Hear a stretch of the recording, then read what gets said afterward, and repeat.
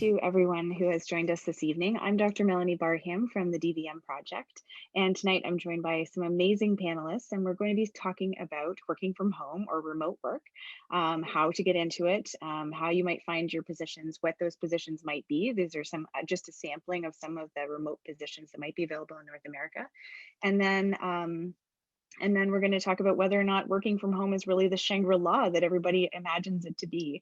So we will be talking about the pitfalls and the awesome things, like you can't get away from doing your laundry, or it's hard to leave work at home or work at work, and those types of things. So we are going to be recording this. I'm going to try again to stream it live to our Facebook group. If you're not a panelist, I'm going to ask if you can turn off your camera and mute yourself. And then we'll ask for you to open your cameras and mics at the end so we can go to an open question period. So we are joined by we've got 6 amazing panelists here tonight. So we have Dr. Anna Allen, Dr. Kathy Barnett, Dr. Karen Prost, Dr. Matt Holland, Dr. Tina Tran, and also Dr. Bianca Zenor. Bianca, I hope I pronounced your last name correctly. Please let me know if I said it wrong. It's Zener, actually, Zener, but I respond to anything. That's okay. That's okay. Thank you. I'm used to it. No problem. Okay, so I'm going to ask our panelists to introduce themselves, and I'm going to call on Anna first. Anna, would you share a little bit about yourself, what your job is, and where in the world you are calling in from? Yes. Hi, everyone. My name is Anna Allen, and I'm calling in from Raleigh, North Carolina, the capital city of North Carolina in the United States. And I am Raleigh is like right in the middle of the state. So it's kind of 2.5 hours from the beach, 3 hours from the mountains, and we get 4 lovely seasons.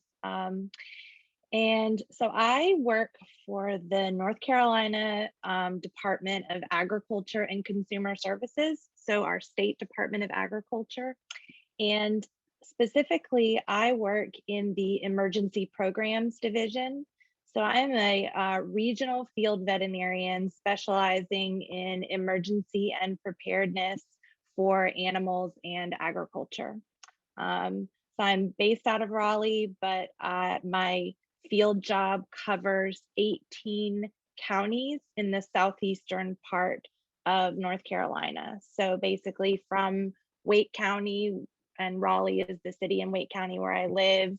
And so the southeastern corner from there, basically down to the beach, are the counties that I cover.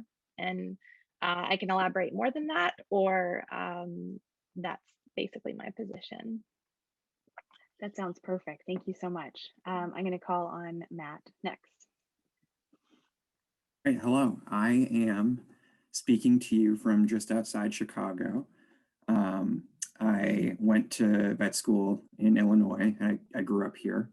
I graduated in 2017 and worked in government and policy for 2.5 years before taking a job with Vin's student team. And I've been doing that for just about 1.5 years now. Started last January. And I think that, that covers it generally. Like, I can get into more details about what I do on the student team, but that might come out in conversation later too. Fantastic. Thank you very much. Tina, what about you? Good evening, everyone. I'm Tina Tran. My pronouns are she, her, hers. I am joining you from outside of Phoenix, Arizona, where the temperature at 5:35 local time is 99 degrees. So it's a little bit toasty. Technically, I have 2 remote positions. My full-time job is I am on faculty at University of Arizona College of Veterinary Medicine. My primary role within the vet school is to help put together our clinical year rotations, because we have a hybrid distributive model. So our students go out into private practices and other facilities to do their 4-week rotations. It aligns really nicely with my background, which I've spent probably about half of my career in small animal GP. So I'm very familiar with what happens in practice setting. And then the other job that I do super part-time is I do veterinary telehealth consulting for Ask.vet. And so again, I use my GP background for that as well. So that's it for me. Thanks very much. Bianca. Hello, I'm Bianca Ziener, and I am in West Lafayette, Indiana. And I am currently the Director of Medical Affairs at IDEX Laboratories, which is a virtual position managing a global team. So I've got employees from China on my team and various parts of the world. And then previous to that position, I was also at Hills Pet Nutrition, where we had, where that was a remote position. So those are the two kind of areas where I've had remote positions. And I can talk a little bit more about those as the questions come around about different aspects of being more on the sales side. And I'm even still kind of on the sales side because our team right now works with making sure there's medical truth in the marketing. So we really hold them accountable, making sure that the medicine is accurate. That's what my team does now. So that's me. Fantastic. Thank you so much. Mm-hmm. All right, Kathy, how about you? I am Kathy Barnett. I live now in Port Charlotte, Florida, which is on the West Coast, kind of halfway between Sarasota and Fort Myers. Moved down here from North Carolina back in October now. I guess it's been a little while, longer than it feels like. I work as a freelance veterinary writer right now. So I have about 7 clients that I write for on a regular basis. Some of the content that I create is for pet owners, like things like pet health blogs, or I write a lot of client education handouts for LifeLearn, which is based in Canada, like you, Melanie. So I do that. And then I also write a lot of content for veterinarians and veterinary team members. And I've been doing that kind of gradually for the last 6 years, I guess, but really have stepped away from practice and been doing it full time, more or less, for the last year. Fantastic. That's really neat. I'm sure there's going to be lots of questions. We always get so many questions about medical writing and how to get into that. So I'm sure you'll be bombarded, if not now, then later. Okay, Karen, do you want to take it away and tell us about yourself? Thanks. Hi, everybody. I'm Karen Prost. I'm the Companion Animal Vet Services Manager for SIVA Animal Health. I'm located in Ontario, Canada, and my territory is Canada. So I have quite a wide area to cover. I'm fairly new to working from home. I've been with SIVA for approximately 6 months. Before then, I was in a 24-hour mixed GP ER practice. While I was practicing, I did a Master's of Public Health in Epi, did some research on the side looking at aerosolized viruses. And when the pandemic hit, it really kind of pushed me to look for a different position, and I ended up with SIVA. So I'm more than happy to chat about what I'm doing now, how I got there, or just my general career path. Awesome. Thank you so much. So the questions that we're going to ask have been really kind of gathered from all of the registrants. So when you registered, you were asked if you had any questions that you might want to ask. So I kind of gathered those up and grouped them into themes, and we're happy to elaborate on them, but I grouped them into about 5 or 6 major questions. So we're going to start off with one of the most popular questions, which is, how did you find this amazing work from home job and how did you land it? And then I'm going to add in a little bit about, if you can add in a couple of things about what you actually, you talked a little bit about what you do, but if you can add a little bit more detail and a little more flesh to what you do. So maybe we'll go to Karen first, because we finished our circle up with you last time. Thanks. So I spent probably a good year looking for positions. I looked, LinkedIn, university websites, government websites. I really wasn't sure what I was looking into. I just really wanted to get out of practice, like a lot of you probably can relate to. What happened is I got this position through a connection. So 2 years ago, I did boards for the American College of Veterinary Preventive Medicine, and one of my study mates actually found this job posting for Canada for this industry position. She encouraged me highly to apply for it, even though it did state that it required industry experience. She encouraged me to apply anyways, and I ended up getting the position. So definitely, even if you don't meet all the qualifications, apply. Worst comes to worst, you don't hear back, it's still worth throwing your name in the ring, because otherwise I wouldn't have had this amazing position. So really, connections are really important. I can really count to where I am today by meeting people at conferences, during lectures, and then, get their contact information, follow up with them. People are happy when you follow up with them. So really networking and getting to know your connections is how I got this position. In terms of what I do quite a bit. Essentially, I serve as technical services for SIVA products. So I often speak with veterinarians about proper product usage. I teach the territory managers about the science behind the products. I'm often maintaining relationships with what's called KOLs, or key opinion leaders. So for example, we are launching our new brand of dermatopicals. So I just spent the last couple months lecturing dermatologists. And I'm also helping bringing new products to Canada while also making sure that marketing material is accurate and that we are not claiming anything we shouldn't be claiming. So my job varies a lot, but essentially I'm getting paid to stay up to date with the vet literature, so I couldn't be happier. Fantastic. All right, so Bianca, can you go next? I feel like you're sort of in a similar field in a lot of ways. Yep. Yeah, so I'll kind of talk about how I got into industry with a virtual role at the beginning. So that was at Hills Pet Nutrition, and that was through also networking. Your distributor reps can be one of the best sources of insight and job availability that are out there. They know all the practices, and they know which industry partners are hiring. And I was really looking for a work from home position. So that was doing very similar to the SIVA role, where I was representing Indiana, Kentucky, and Ohio, so a smaller geography, and then going into clinics and doing education and things. So I had that position for several years. And then with my current position at IDEX, that position was an updated LinkedIn profile. And so those of you that I would really encourage you to just search around on LinkedIn and kind of use Google as what makes a good LinkedIn profile, and work with your colleagues and things to do that. And I had kind of updated things. I wasn't really looking for a change.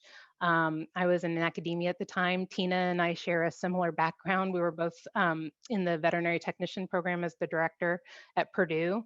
And I just happened to get contacted out of the blue by a recruiter from IDEX that said that I had a lot of the strengths that she thought would meet this position. And then so going into that position, and this was meant to be a Maine-based position where the headquarters are, but I from the minute we started talking said I wouldn't relocate. Would they consider virtual? And they said absolutely. So that's another thing, is just asking. And half of my team is virtual, half of my team is located in Maine, and now we're going global. So I've got the various employees around the world, but I lead the team that is a team of specialists and generalists that do create the medical messaging and what we're going to say about a product. Stand behind the medical truth. They write the clinical studies, or they work with those key thought leaders to write clinical studies. And my role in that is leadership, number one, professional development of my team, that comes first. But I'm also kind of that liaison between my team and then senior leadership.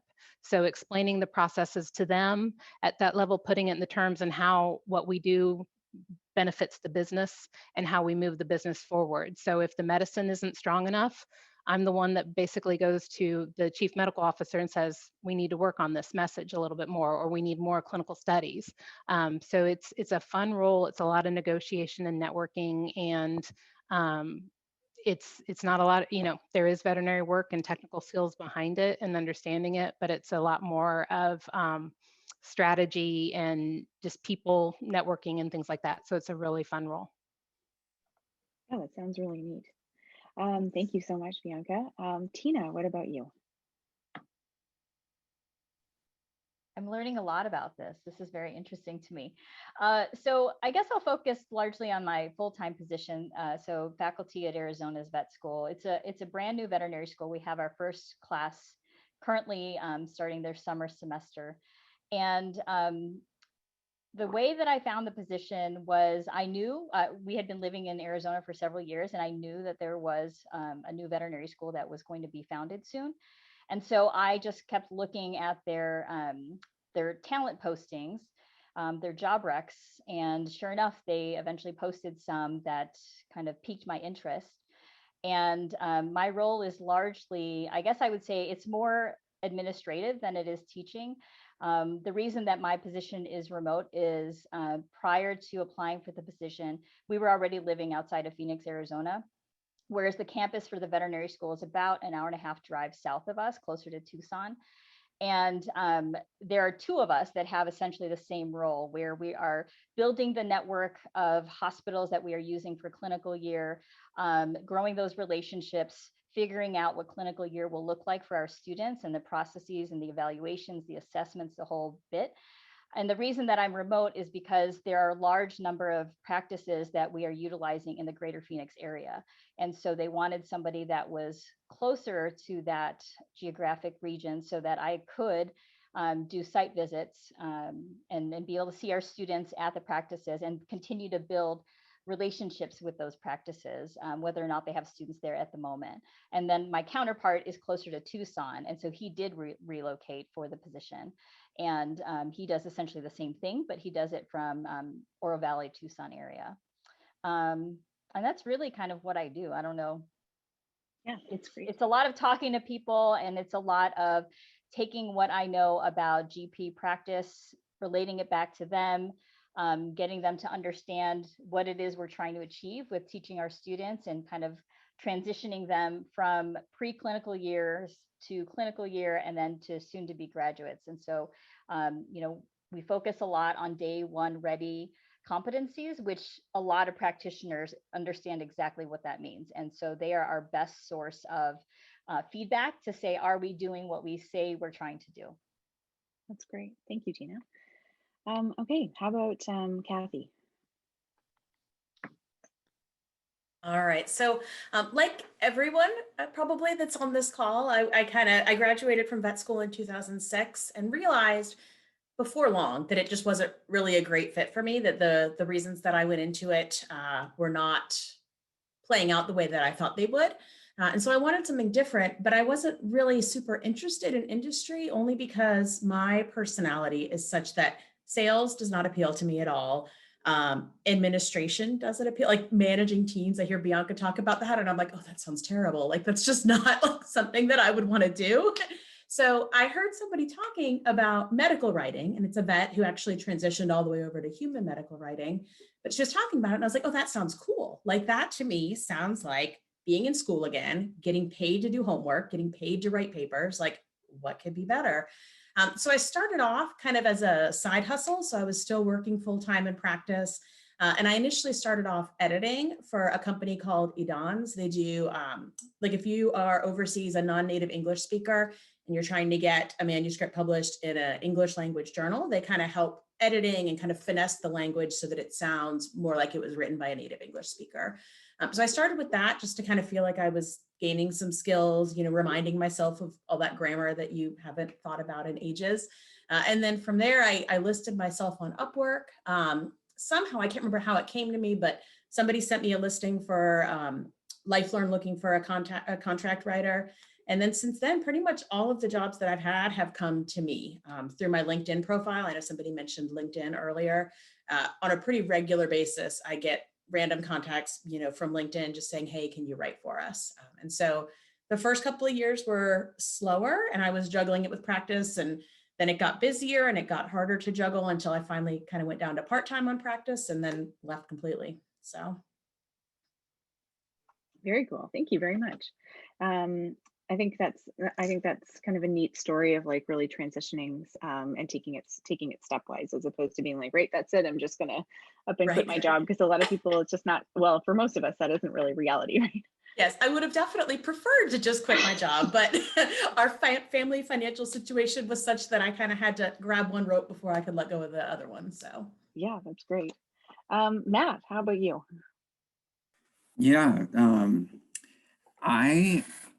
I didn't quit my job quit me. So I was in a fellowship, and it had an end date, and that date was coming soon. And I was applying for jobs in DC, and didn't get one that I thought, I personally thought was going to go my way. And so I was kind of scared, and I sent an SOS out to like all my contacts. And like Karen said, it totally came down to networking and who you know, because one of the people I worked with in vet school and stayed in touch with was Paul Payan, the co-founder of VIN. And he asked if I had ever thought about working at VIN. And I said, no, what would I do there? Like I thought that it was all consultants and like all board certified specialists who had like, you know, been in practice for decades. And he said, well, we've been looking to expand the student team, and I think you'd be a good fit for that. And we, you know, long story short, that's where I ended up. But it was totally based on relationships. And that's a philosophy of mine in general, is to build relationships, because they're always going to come in handy. Like, even if it doesn't turn into a job, this field is so small that building a strong network is important to me. And so what do I do? Like, this week is a pretty good, like, typical week. So my job title is student advocate, but that also covers recent grads, so like up to 5 years, and pre-vets too. And so I gave a presentation like about how to use VIN to some students at Penn. I gave a presentation about how to apply to school and like things to think about to a pre-vet club at UC Davis. And there were even some high schoolers in attendance, so that was pretty neat. And then I've been working with a couple recent grads on, they're kind of in this boat of like, you know, wanting to explore options outside of practice. And I'm talking with them about what they're interested in, and what their options are in terms of like, can they move or not? And I put one in touch with the VIN Foundation has a resource called Vets for Vets that is a mental health resource open to all students and veterinarians. And I think she's going to volunteer some time with them, because she is interested in doing more of that work eventually, but like can't leave practice today. But like getting some of that experience and learning what that might be like is helpful for an eventual move. And so that goes to anybody in the audience here. If you're students or recent grads, like, part of my job is to help you if you want help. So reach out to me. And also that helps build your network too. So that is, I think that covers the question. Yeah. I'm on mute. Oh my goodness. Okay. I have to show you my funny mug that I made, which is has 0 on mute, because I'm on so many teleconferences where everybody's on mute, right? Anna and I were joking around that like it's one of those things that even after a year we have not been able to figure out as a species. Can I get this right? Maybe by next year. But, Yeah. you know, so Matt, I just want to say about that, this piece about networking has come across through all of these, through everybody's answer so far, and I haven't forgotten about you. But it's interesting to me because we talk about networking and you know, a lot in across all of veterinary medicine. But when I did like a little poll a few weeks ago in the DVM project, and the biggest, and I think it said it was a question of like, what's holding you back from making a career move, and or what's something that you dislike the most, and networking was the most hated thing that everybody said. So maybe we can talk at the end about how to get over this idea that maybe we should just stop calling it networking, because it is like, it just conjures up a horrible term of like, you know, schmoozing at some sort of trade, some sort of horrible wine and cheese event or something. But maybe we can coin a new term that's much better. That's why I say relationships. I think it's the same thing, but it's not an action verb. So like relationshiping, I don't know. Relationshiping, yeah, I like that. That's maybe a little better. Yeah. I think anything would be better than what people associate with networking. But Anna, why don't you tell us about how you landed your incredible job, and also what you kind of fleshed out what you do. All right. So I actually learned about my job when I was a first year vet student. I graduated from North Carolina State University in 2010. And during our first year, we had a class, it was like a 1 hour class once a week. And I think it was called something really basic, like careers in veterinary medicine or something like that. And every week, someone from a different avenue or different part of veterinary practice or medicine would come and speak to our class for an hour about what they did. It was basically like a panel like this, but it was every week. So we had people come from every walk of what a veterinarian can do and speak to us. And it was a whole semester of that. And we had someone come, a field veterinarian from USDA APHIS, so the Animal and Plant Health Inspection Service from USDA, come and speak to us. And they do a very similar job on the federal level that I do on the state level. And then we had someone who who did basically my job, come and speak to us one day for an hour. And I was like, that sounds super interesting. I had no idea that there were veterinarians out there at the government level that basically sit around and think up worst case scenarios and make a plan for what the heck we're going to do, like down to the nitty gritty level if African swine fever hits, or if foot and mouth disease hits, uh, or when I live in North Carolina, we get some hurricanes here. So what are we going to do with all of the animals when a hurricane hits? What are we going to do with pets? What are we going to do with our farm animals?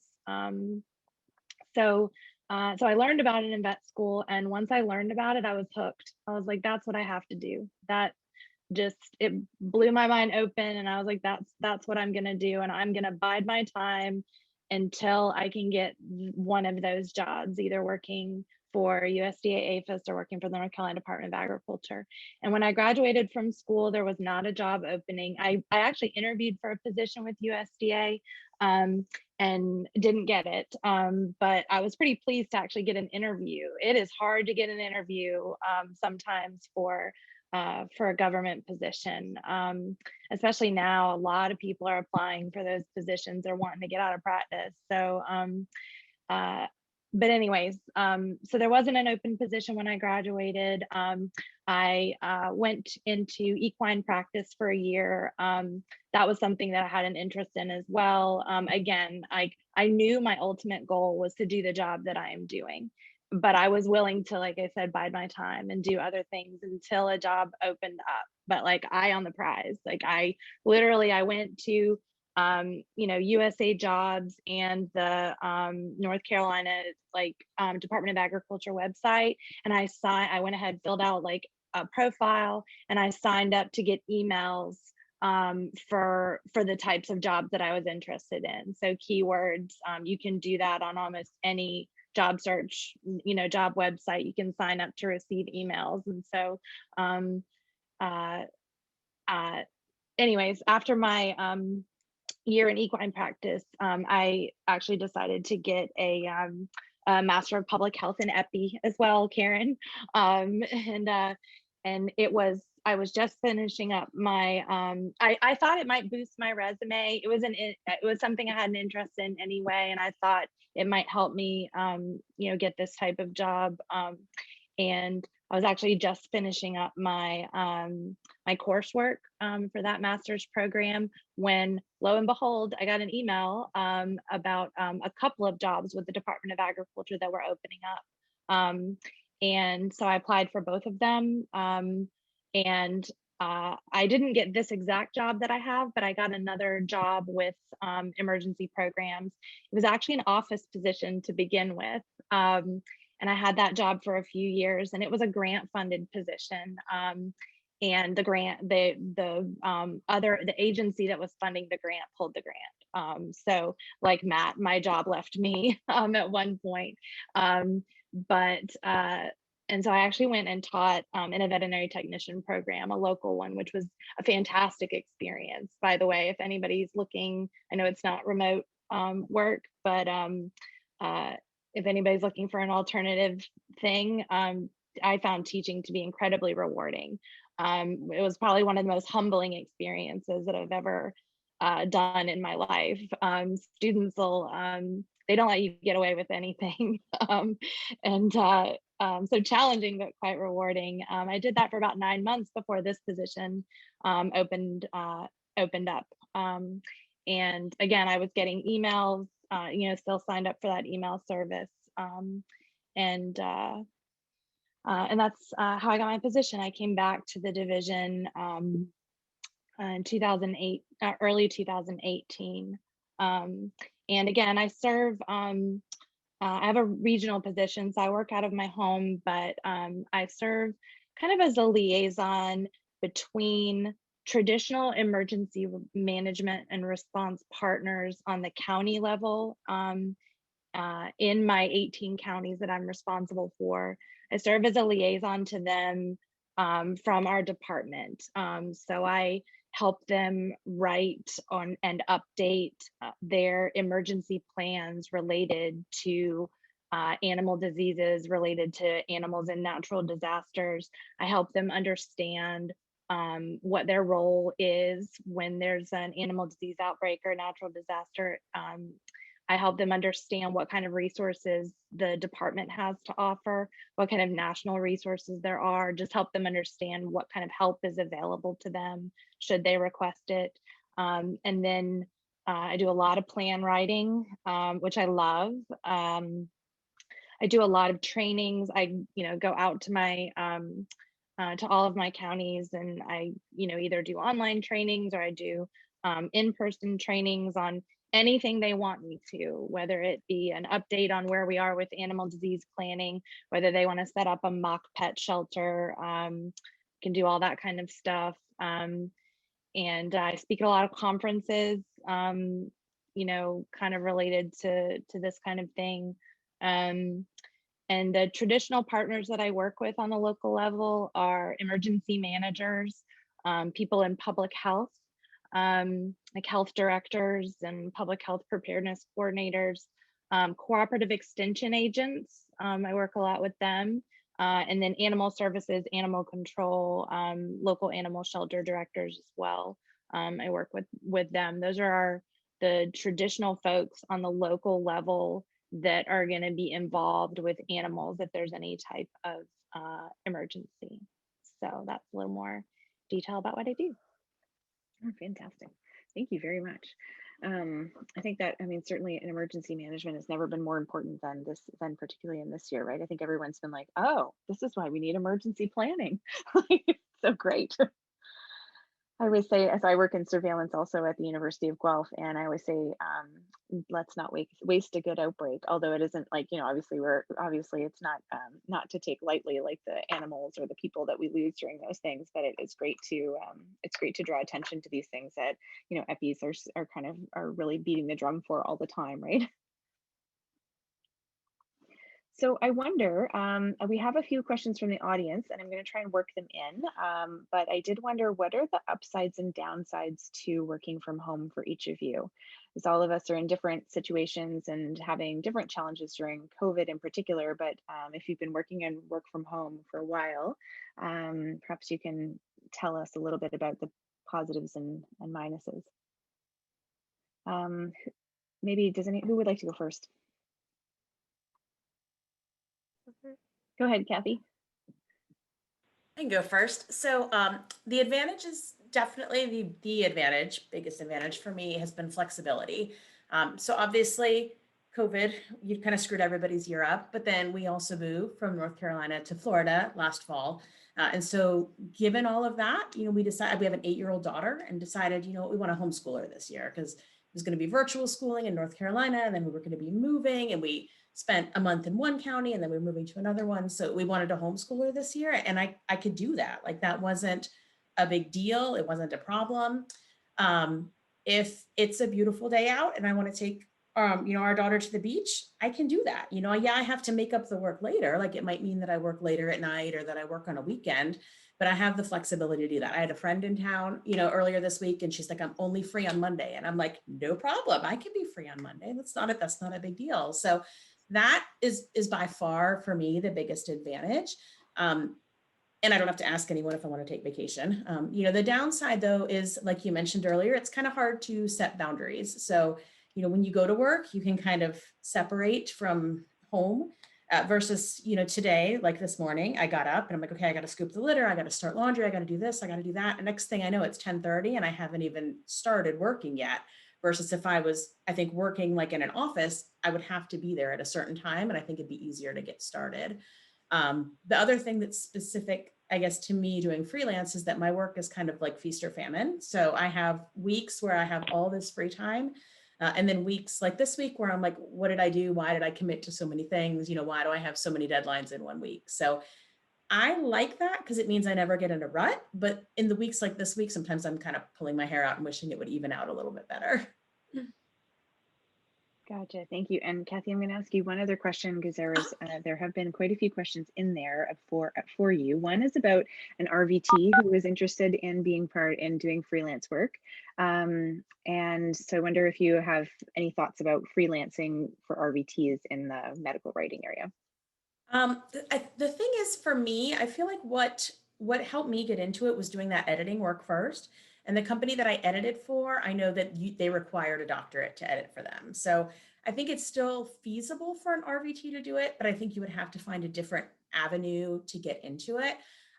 Again, like I said, I found my first jobs were on Upwork, and some of them were total junk. Some of them paid really poorly, but the way that Upwork works is if you do a couple of jobs and you get good reviews, then you have a better chance of getting accepted for other jobs. So like my first few jobs were like photo contests that I submitted photos for just to get a few like good reviews on there. Gotcha. Then there were a couple of really low paid writing things. And then I ended up through Upwork getting a job writing some courses for Penn Foster. So eventually it turned into real jobs, but it's a matter of kind of taking the cruddy ones at first. Gotcha. Okay, thank you very much. Okay, would anyone else like to share kind of the positives and negatives of working from home from your perspective? I can maybe bring up some of the things I've noticed. So positive things, just like Kathy said, the flexibility is incredible. If I have to book an eye appointment, or if you get the dreaded call from daycare to go pick up your little one, you just rearrange your schedule and you can make that work. Also, the nice thing is you get to drink your own coffee. You've got your own kitchen. You can make your own meals and whatnot. You can wear comfortable pants because usually they only see the top in meetings. So that's been a big positive for me. I think probably the biggest downside for me has been just having that interaction with coworkers. So obviously you're not running across each other or in downtime, talking or having those funny moments like you do in clinics. I still communicate quite a bit through emails and chatting functions with some of my coworkers. But right now with COVID, right now we're in a lockdown, so I'm not able to go see anybody after work. There's every day's Groundhog Day, and you're not getting those little interactions that you get from a position where you're not working from home. Yeah, that's really, yes, I think I found that too. It's very different, isn't it? But and so I think you have to work harder to create those connections. It's still possible though. I think it just looks different. So I think you just have to redesign how you might do it. Yeah. Anybody else? Absolutely. Go ahead, Anna. One thing that I will agree with all of the benefits that folks have said. I enjoy making my own schedule, choosing which projects I'm going to work on when. If I get up one day and I am like really feeling like I don't want to write that day, then I might do something else. If I wake up that day and I feel like I really want to delve into one of my plan writing things, and I get to do that. I can work on my own projects when I want to work on them for the most part. I'll say one of the challenges is that all of my remote working team members, all of my team members are also all making their own schedules. So sometimes it's hard to kind of like converge and all work together on one thing. And sometimes with longer term projects, you have to be very, very intentional about scheduling regular meetings on projects, because people will just disperse and get lost in their own little worlds. And then sometimes when you come back to talk about something, you have to like all get back on the same page again, because everybody's just been kind of doing their own thing. So I'll say that's sometimes the challenge, is that everybody's kind of doing their own thing a lot of the time. Yeah, it's like herding cats. Yeah. Good. Yeah, go ahead, Bianca.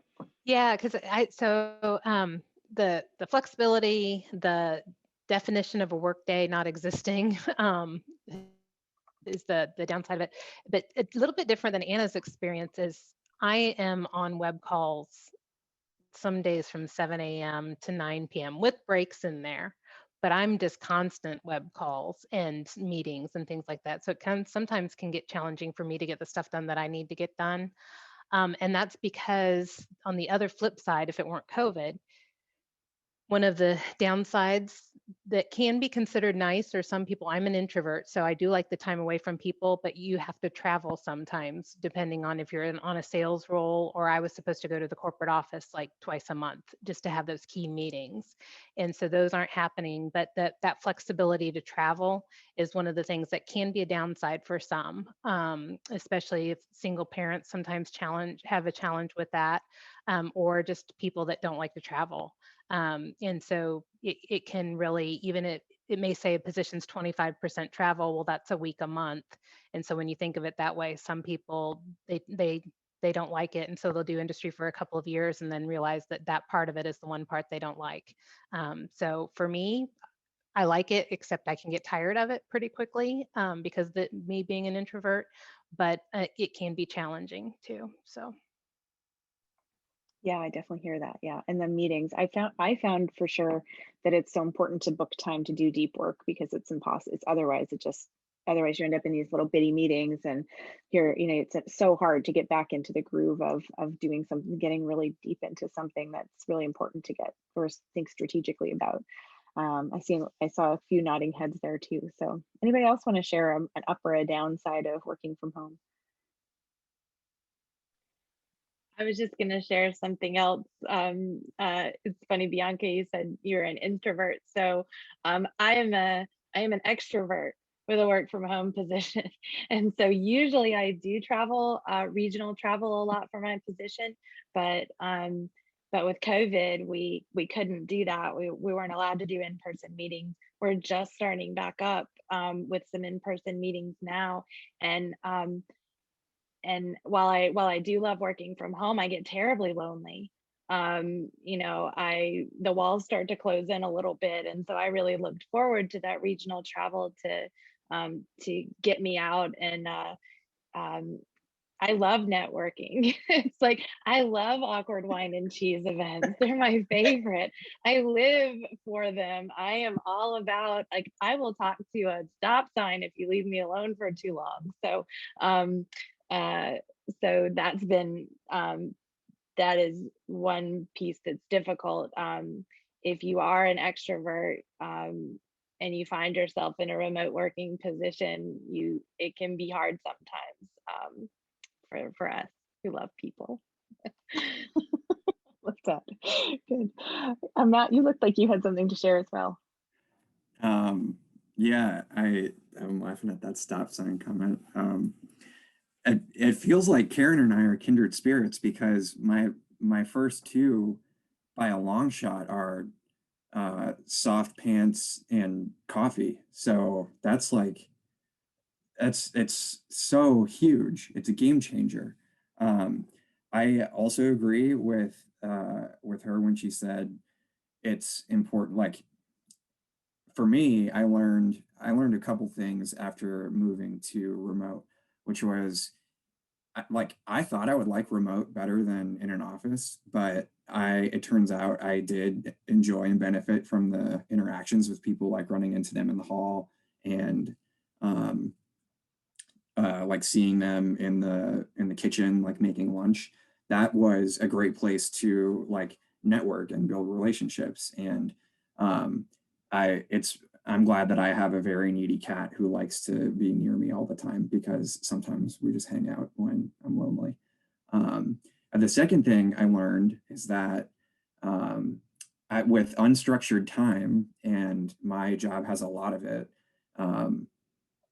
is, for me personally, that leads to like intrusive depressive thoughts. So that's the negative. The good thing is that I learned about it. And one super big positive about working from home is it's really easy to meet with a therapist, like way easier than it was when I was like having to miss meetings to do that and like bike across the city for it. And it's so easy to just pop it in my schedule. And that has been like another game changer. Thanks for sharing. Yeah, I think Yeah. those are all really important things. Yeah, it's interesting. I didn't realize until COVID happened. So I used to work in an office and I went on maternity leave. And then when I came back, it was during COVID, and I didn't realize how much I missed all of the little interactions, like even at the grocery store, because I am just like Anna. Like I used to fall asleep talking to the wallpaper. And my parents would be like, "Oh, like when you were little, you used to talk to the knife and the spoon and like just talk to everything." So that stop sign comment really rings true for me. So for me, like it's just yeah, it's very different to not have all of those little interactions, but I found other ways, I guess, to get in touch with people. So I guess feel free to pop in your questions here. One of the other ones that have come up was, so what's your best advice for getting into a remote working position, or trying to either craft one for yourself like you did, Kathy, or trying to morph into those? We've talked about some of the things like networking, but are there any other specific pieces of advice about how would you get into one of those, like maybe making relationships with, what's the best way to make relationships with representative or reps for pharmaceutical companies, or trying to find a position like that? Anybody else wants to add to their previous information that they gave? So if I can just add, so I totally agree with the idea of making connections is really important. The other piece that has benefited me a lot is to be intentional in taking on volunteer opportunities.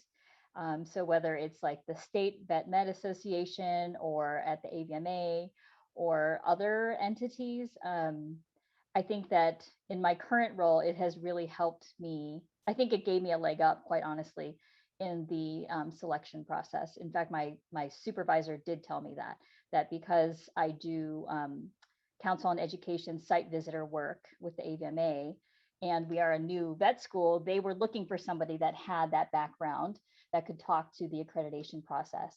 And so I do think that, and I get tapped into all the time on those things. And so, that's another piece that is somewhat related to networking and connections is, being intentional about volunteer. Because I think most veterinarians, it's very hard for us to say no to things, especially if somebody's asking really nicely. So, but really, if you're looking to kind of marry the idea of what will help you to get that next position, then thinking about, if I take this volunteer role, well, one, do I have the time and resources to commit to it? And then two, will this potentially connect to something down the line, whether it's getting me in contact with specific individuals or within a specific part of the industry that will open up more doors for myself?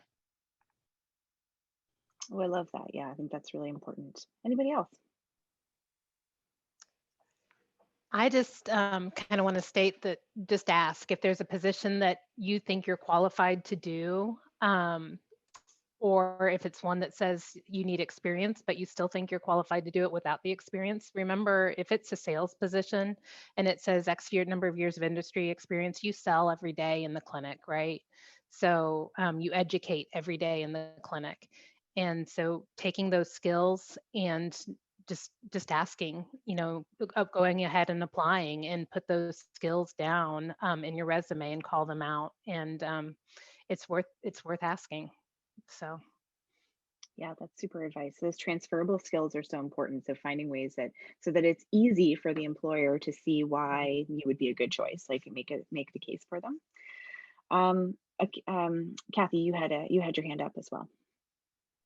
Yeah, I was going to add, and this is kind of along the lines of what Tina was saying with volunteering, but professional associations. So when I first decided that, okay, I want to try to transition into writing, I found there's a group called the American Medical Writers Association. And so I joined that group. And yes, it means that I get their journal and I have access to their online message boards. But it sounds silly, yet I've had several clients tell me, oh, I picked you because I saw on LinkedIn that you're a member of that. So I don't get it. Like, that's not why I have it. I mean, I guess that's why I have it listed on LinkedIn, but I'm like, it's funny to me that that matters to them. But I think it implies, I guess, I'm assuming that it implies that I'm taking it a little bit more seriously, moving in that direction. So, if whether it's writing or some other avenue, if there is a group or an association or an organization for that, go ahead and join it, because you might make connections. If nothing else, you're at least going to learn something from it. Yeah, that's great advice too. All right, anybody else have anything to add on that particular topic? Okay, then what I'm going to do is I'm going to open it up. I'm going to open up because we don't have a huge amount of time left. I'm going to open it up. So if you have a question, feel free to unmute yourself and turn on your camera if you feel comfortable, or type it in the chat, and we'd love to take your question. Hi, you're on mute. I think I'm off mute. Can you hear me? There you go. We're good. Yep. Go ahead. So the biggest thing is just looking for jobs, because almost none of them say remote, and I'm very specific to a location I cannot move. I live in a certain area of Florida, but just trying to figure out like which jobs are even options remote, because there's only so much time in the day, so many jobs you can apply to, and so I don't know if you guys have any thoughts on that.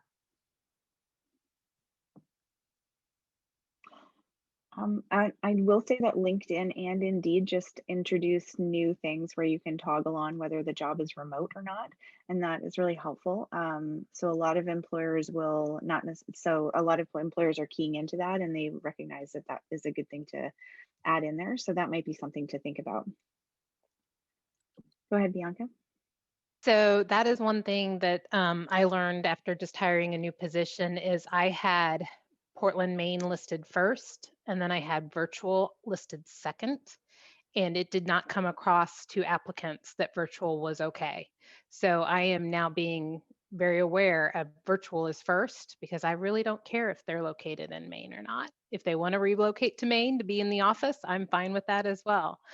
So I think employers need to be aware of that. And, I was getting a very low applicant pool, and I still did. And that's another thing too, is even though you may not feel like you have enough time in the day to apply, my experience is usually I get 5 to 7 applications for a role. So, which it seems like there's a lot more on the discussion boards that people want to change and enter into those positions. But yeah, that's where I think we're doing a better job of stating virtual now after this year. So hopefully you'll see that becoming more aware. Yeah, and I hope this isn't a frustrating answer, because it's an echo of one before, but to ask, if you have a certain position that you're thinking about, or just an organization in general that you're interested in, to send an email or make a phone call even and say, I'd really like to, contribute to the work that you do. I saw this position, or, whatever, and can I do it remotely? I know you said there's only so much time in the day, which is totally true. You can't do that for every single group, but especially if there's a certain position, that's a good enough lead in to say, hey, like, it's not clear to me if I can do this remotely, but I'd love to. That is such a good piece of advice, particularly because it's a lot less work to send an email than it is to make an application, a customized cover letter and resume for a job. So it's almost always worth doing that, because you might make a really lovely impression on the person too. They might think, oh, well, maybe we could consider it to be remote for this outstanding applicant. Does that answer your question? Yes, it was helpful. Thank you. Perfect. Okay, anybody else have a question? Feel free to unmute yourself and turn on your camera if you would like to. Well, hello there. Hi. I'm more curious about what the possibility would be to work remotely while traveling. Like if there's anybody, you know, like some of these roles seem like that wouldn't be possible due to like time differences. And if you had to chat to a lot of different people, you wouldn't be able to like communicate as easily. But if you were like, say, traveling for a year or two, and assuming travel is allowed, if you could like know anybody in your industry that does that sort of thing, and if that's possible. So I know an RVT who just sold her house and bought an RV with her husband, and they're going to travel around the United States. And while she teaches from a remote veterinary distance learning technician veterinary distance learning program, so I think they're out there. And so, and then my personal take on it would be same thing. I don't care what time zone you're on as long as you can make the meetings. And the work is getting done. So I think it's more on your end in your commitment to can you flex your schedule while you travel. So that would be the biggest thing. But yeah, that's another new trend that is something that employers are going to have to consider because people are wanting to do that. I have a colleague and very close friend. Her and her husband are both remote. She's a veterinarian and he does IT, and they live up at their cottage for the summer. The only challenge that they've had is Wi-Fi, so having good enough Wi-Fi wherever they are. So that has been kind of their big thing. And then I have a couple of other colleagues, couple of friends who are they do that every winter. They don't want to stay in Canada for the winter, so they leave to go somewhere else fabulous during the winter time. So they just pick somewhere where they can be, and it means that they do have to get up at bizarre odd times for their family, but then they also get to be on the beach every day. So okay, anybody else have a question? I saw somebody else popped on there, and thanks very much. Anybody else have a question while we have these wonderful panelists here?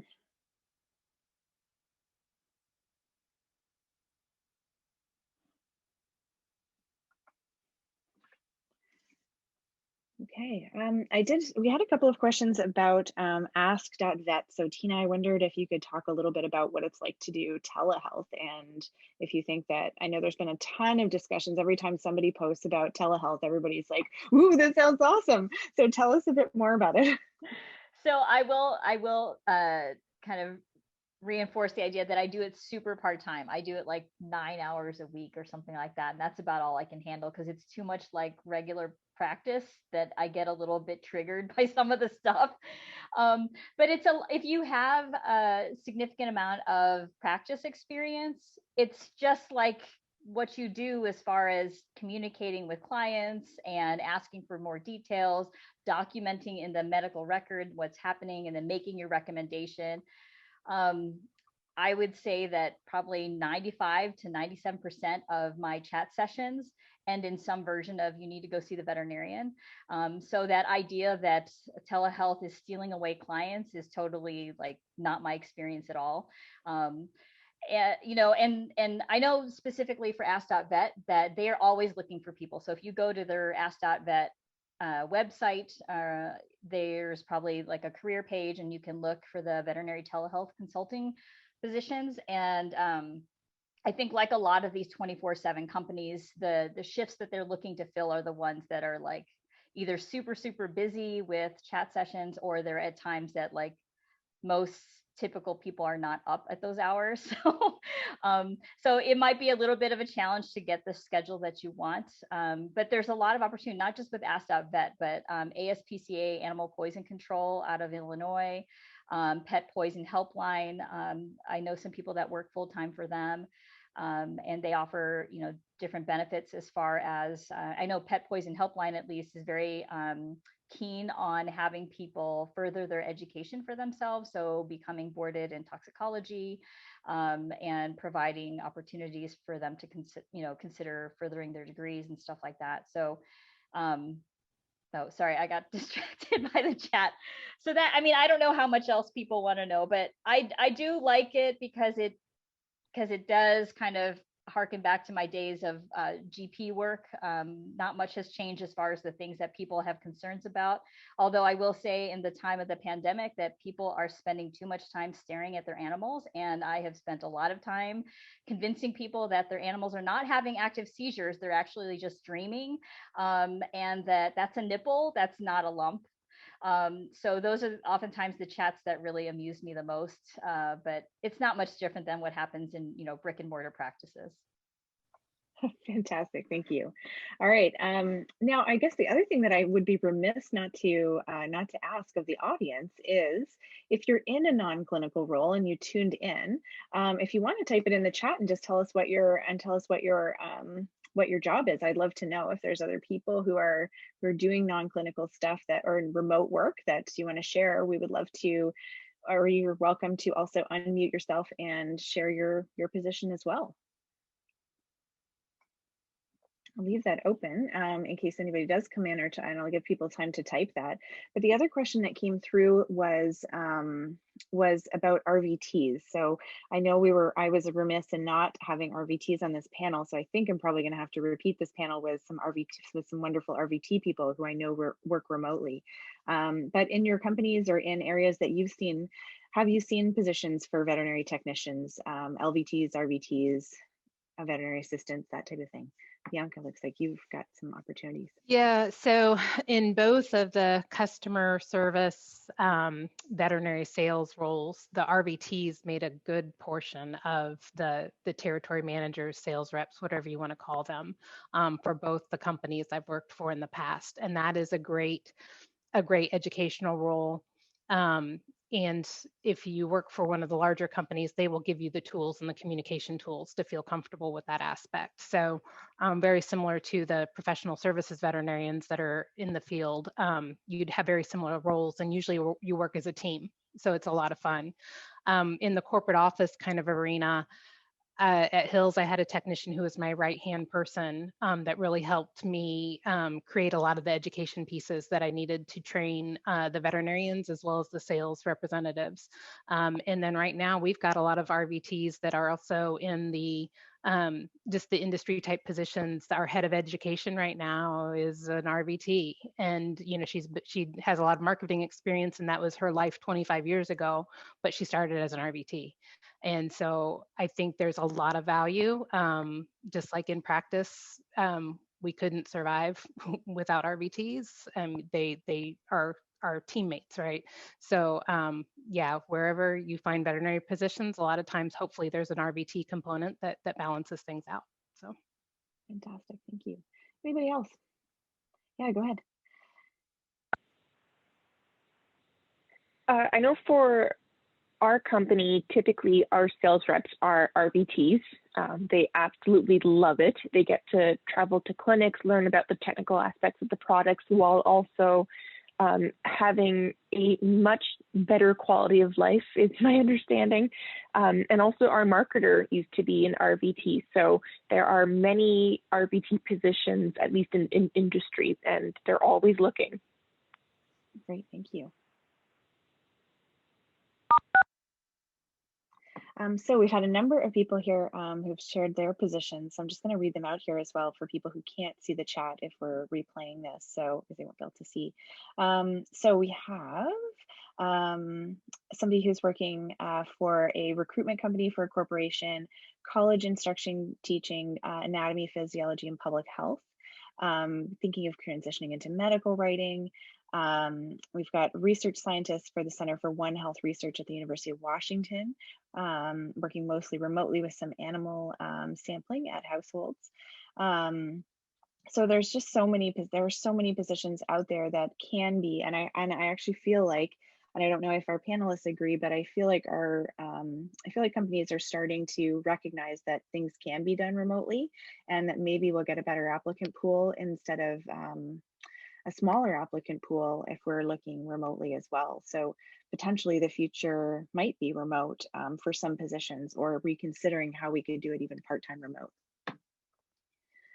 I see some nodding heads. So are there any final parting thoughts or any from our panelists before we conclude? Oh, go ahead. So I think one thing that kept me in practice longer than I think it should have is you grow up thinking, at least I did, they're going to be a vet in practice with the stethoscope around your neck. And, that's how you're going to be helping animals. But going to this non-clinical role, while there are things I miss about clinical practice, the benefits far outweigh what I miss. I still do 1 shift a month at a clinic to kind of get that out of my system, but I still feel like I'm helping animals just in a very different way, and it's very rewarding. Yeah, that's a fantastic thing to share. Thank you so much. Any other final parting thoughts? I just wanted to make the comment along those lines that, it's, in school, we kind of, you take all the right classes and everything's very linear, and you take things in order and you do things in order. Once you're out, that matters less, especially now. You don't have to have a linear life career.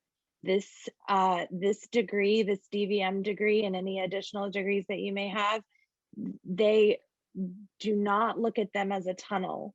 It is a broad, advanced science degree, right? So you can do a wide variety of things with it, and just be brave, and just, you don't have to do one thing for a certain number of years. You can change your mind and you can go apply for something else, and you can go do something else. It's fine. It's your life. It doesn't really matter so much anymore. This is not, I don't, I'm sure everyone's different generations, but this is not, my parents' generation. They're boomers. They got a job and did it for 35 years. That's not the case anymore. You should do what you want to do. Oh, I love that advice. Thank you so much.